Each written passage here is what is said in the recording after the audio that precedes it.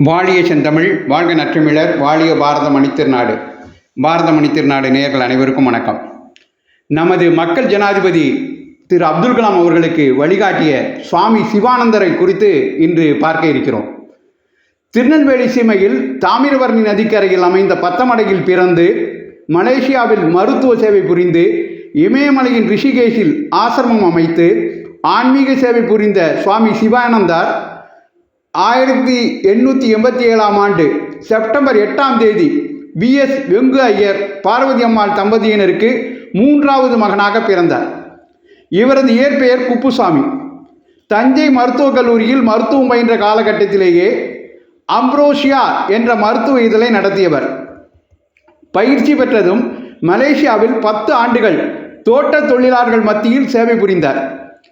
அங்கு மருத்துவராக பணிபுரியும் போது ஏழை அரிஜன பெண் ஒருத்தி பிரசவ வேதனையில் துடித்து கொண்டிருந்த போது செய்தி அறிந்து உடனே அந்த ஏழை பெண்ணின் குடிலுக்கு சென்று வேண்டிய பணிவிடைகளை செய்தார். பணிப்பெண் உதவியுடன் பிரசவத்தை கவனித்த அவர் பிரசவம் முடிந்த பிறகும் கூட அந்த குடிசையிலேயே துணையாக தங்கினார். தாயும் சேயும் நலமென அறிந்த பிறகே தனது குடிலுக்கு திரும்பினார். இந்நிகழ்வு அன்றைய சூழலில் இப்படிப்பட்ட ஒரு மருத்துவர் ஒரு ஏழை பெண்ணுக்கு தாயுமானவராக இருந்து செயல்பட்டது அனைவராலும் போற்றப்பட்டது. மனதில் இருக்கும் நோய்கள் நீங்கினால் உடலில் இருக்கும் நோய்கள் தானாக நீங்கிவிடும் என்பதை உணர்ந்த குப்புசாமி தனது தொழிலை விடுத்து ஆன்மீகத்தில் ஈடுபடலானார். 1924 ரிஷிகேஷுக்கு சென்று சுவாமி விஸ்வானந்த சரஸ்வதியை சந்தித்து துறவரம் ஏற்றார். ஸ்ரீ கைலாசா ஆசிரமத்தில் மடாதிபதி விஷ்ணு தேவானந்தா இவருக்கு தீட்சை சடங்கு நடத்தினார். தீவிர ஆன்மீக நடைமுறையில் தன்னை ஈடுபடுத்திக் கொண்டே நோய்வாய்ப்பட்ட பலருக்கு மருத்துவ தொண்டு செய்தார். 1927 தனது காப்பீட்டு முதிர்வு தொகையை கொண்டு லக்ஷ்மண் ஜுவாலாவில் ஒரு இலவச மருந்தகத்தை தொடங்கினார். 1936 கங்கை நதிக்கரையில் தெய்வீக வாழ்க்கை சங்கத்தை நிறுவினார். பல ஆன்மீக புத்தகங்களை அச்சிட்டு இலவசமாக வெளியிட்டார்.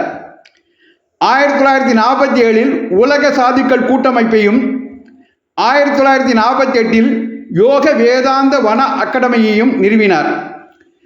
1950 நாடு முழுவதும் சுற்றுப்பயணம் செய்து தெய்வீக வாழ்க்கை சங்கத்தின் கிளைகளை நிறுவினார். முன்னாள் ஜனாதிபதியும் விஞ்ஞானியுமான அப்துல் கலாம் ஏரோநாட்டிக் தேர்வில் தோல்வியடைந்த விரக்தியில் இமயமலைக்கு சென்றபோது அவருக்கு வழிகாட்டினார். அது குறித்து மக்கள் ஜனாதிபதி திரு அப்துல் கலாம் தனது அக்னி சிறகுகள் வாழ்க்கை வரலாற்றில் முனைதல் என்ற பாகத்தில் அத்தியாயம் 3 என்ன குறிப்பிடுகிறார் என்று பார்ப்போம். தில்லியில் DDT அண்ட் ஏர் நடத்திய நேர்முக தேர்வில் கலந்து கொண்டு கேள்விகளுக்கு சிறப்பான முறையில் பதில் சொன்னேன். கேள்விகள் எல்லாம் வழக்கமான பாணியில் இருந்தன. சம்பந்தப்பட்ட துறையில் எனது அறிவாற்றலுக்கு சவால் விடும் வகையில் எந்த கேள்வியும் யாரும் எழுப்பவில்லை. பிறகு விமானப்படை தேர்வு வாரியத்தின் நேரடி தேர்வில் கலந்து கொள்வதற்காக டேராடூன் புறப்பட்டேன். அதில் புத்தி கூர்மையை விட ஆளுமை திறனுக்கு தான் அதிக முக்கியத்துவம் கொடுத்தார்கள். ஒருவேளை அவர்கள் உடல் வலியையும் மன உறுதியையும் எதிர்பார்த்திருக்கலாம். உற்சாகம், படபடப்பு, உறுதி, கவலை, நம்பிக்கை, பதற்றம் என்ற கவலையான மனநிலையில் நேர்முக தேர்வில் கலந்து கொண்டேன். விமானப்படையின் 8 அதிகாரிகளை தேர்வு செய்வதற்கான அந்த நேர்முக தேர்வில் 25 பேர் பங்கேற்றோம். என்னால் 9வது இடத்தை தான் பிடிக்க முடிந்தது.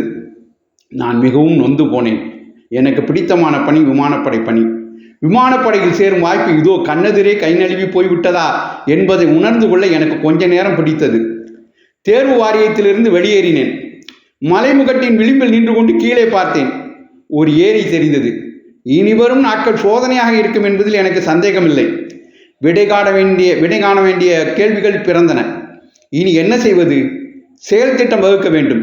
குழப்பமான சிந்தனையுடன் ரிஷிகேஷம் புறப்பட்டேன். கங்கையில் நீராடினேன். அதன் தூய்மையில் மனம் மகிழ்ந்தேன். அங்கிருந்து கொஞ்சம் உயரத்தில் இருந்த சிவானந்தர் ஆசிரமம் நோக்கி நடந்தேன். உள்ளே நுழைந்ததும் அதிர்வலைகளின் வலுவான தாக்கத்தை உணர்ந்தேன். அங்கே ஏராளமான சாதுக்கள் மெய்மறந்த நிலையிலே அமர்ந்திருந்தார்கள். நம் மனதிற்குள் மறைந்து கிடக்கும் விஷயங்களை சாதுக்களால் தெரிந்து கொள்ள முடியும் என்று படித்திருக்கிறேன். எனக்கு இருந்த விரக்தியான மனநிலையில் என்னை வாட்டிக் கொண்டிருக்கும் சந்தேகங்களுக்கு அவர்களிடம் விடை தேடினேன். வெள்ளை வெள்ளை வேட்டியும் மரப்பாதுகைகளையும் அணிந்து புத்தரை போல் காட்சியளித்த சுவாமி சிவானந்தரை அங்கு சந்தித்தேன். பளபளக்கும் தேகம், ஊடுருவி பார்க்கும் விழிகள், கருணை பொங்கும் முகம், கள்ளங்கபடமற்ற குழந்தையின் புன்னகை. அவரை பார்த்ததும் அப்படியே சிலையாகிவிட்டேன். சுவாமியிடம் என்னை அறிமுகம் செய்து கொண்டேன். என்னுடைய முஸ்லீம் பெயர் அவரிடம் எந்த சலனத்தையும் ஏற்படுத்தவில்லை. நான் வாயை திறப்பதற்கு முன்பே என் துயரத்தின் மூல காரணம் பற்றி வினவினார். என் வேதனை அவருக்கு எப்படி தெரிந்தது என்று சொல்லவில்லை. நானும் அதை கேட்கவில்லை. பறக்க வேண்டும் என்ற என்னுடைய நீண்ட நாளே ஆசை நிராசை ஆகிவிட்டதையும் இந்திய விமானப்படையில் சேர முடியாமல் போனதையும் அவரிடம் கூறினேன். அவர் புன்னகைத்தார். அந்த புன்னகை என் துயரங்களை எல்லாம் அடித்து சென்றது. மெல்லிய குரலில் ஆனால் அழுத்தமாக அவர் சொன்னார், இதயத்திலிருந்தும் துடிதுடுப்பு உணர்விலிருந்தும் துளிர்விட்டு தூய்மையாகவும் வலுவாகவும் இருக்கும் ஆசைக்கு அபாரமான மின்காந்த சக்தி உண்டு. ஒவ்வொரு இரவும் மனம் உறக்க நிலையில் ஆழ்ந்து விடும்போது இந்த சக்தி வானவெளியில் கலக்கிறது. பிரபஞ்ச இயக்கத்தில் வலுவடைந்த அந்த சக்தி காஸ்மிக் கரண்ட்ஸ் தினம் தினம் காலையில் உணர்வு நிலையில் சங்கமிக்கிறது. இப்படி மனதில் தோன்றி வலுவடைந்த ஆசை நிச்சயம் நிஜமாகும்.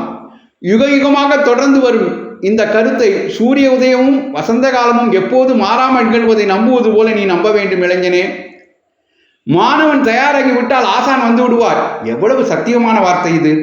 கிட்டத்தட்ட குப்பை கூடைக்கு போய்விட்டிருந்த ஒரு மாணவனுக்கு இதோ வழிகாட்டிய ஒரு ஆசிரியர். உன்னுடைய தலைவிதியை ஏற்றுக்கொண்டு வாழ்க்கையின் போக்கிலேயே நடைபோடு. விமானப்படை விமானியாக வேண்டும் என்று உனக்கு விதிக்கப்படவில்லை. உனக்கு என்ன விதிக்கப்பட்டு இருக்கிறதோ அது இப்போது வெளிப்படாமல் இருக்கலாம். ஆனால் அது ஏற்கனவே தீர்மானிக்கப்பட்டு விட்டது. இந்த தோல்வியை மறந்துவிடு. உனக்கு விதிக்கப்பட்டுள்ள இடத்திற்கு போ. அது அங்கு போக உனக்கு வழிகாட்டும். உன்னுடைய இருப்புக்கான நிஜமான நோக்கம் என்ன என்று தேடலில் இறங்கு. உன்னுடைய சுயத்தோடு நீ ஒன்றிவிடு. என் மகனே, கடவுளின் விருப்பத்திற்கு உன்னை ஒப்படைத்து விடு என்று சுவாமிஜி கூறினார்.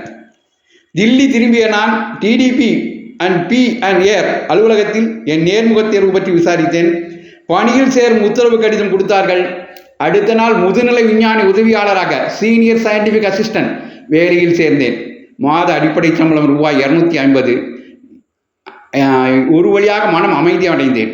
அதற்கு பிறகு விமானப்படையில் சேர முடியாமல் போய்விட்டதே என்ற வருத்தமோ அல்லது வேதனையோ எனக்கு வரவில்லை. இதெல்லாம் 1958ஆம் வருட அனுபவங்கள். இதில் ஒரு விஷயத்தை கவனிக்க வேண்டும். அவர் விரக்தியில் வேறு விதமாக முடிவெடுத்திருந்தால் நமக்கு ஒரு நல்ல ஒரு அணு விஞ்ஞானியும் ஒரு மக்கள் ஜனாதிபதியும் கிடைக்காமல் போயிருப்பார். அந்த வகையிலே சுவாமி சிவானந்தர் தேசத்திற்கு ஒரு மிகப்பெரிய பொக்கிஷத்தை கொடுத்திருக்கிறார். அப்படிப்பட்ட சுவாமி சிவானந்தரை நினைவு கூர்ந்து நம் தேசம் மென்மேலும் வளரவும் நாம் பாடுபடுவோம். நன்றி, வணக்கம், ஜெய்ஹிந்த்.